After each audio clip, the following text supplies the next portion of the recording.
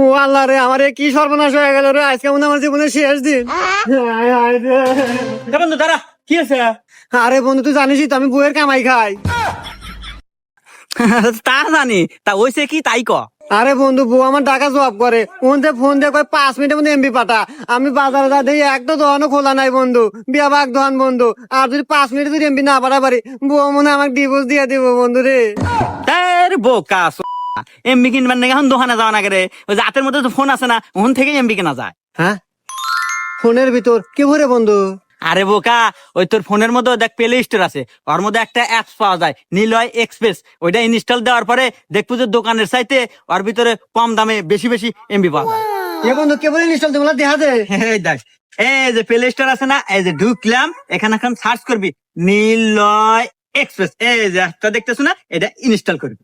শুরুতেই Google play store থেকে নিলো এক্সপ্রেস অ্যাপসটি ইনস্টল করে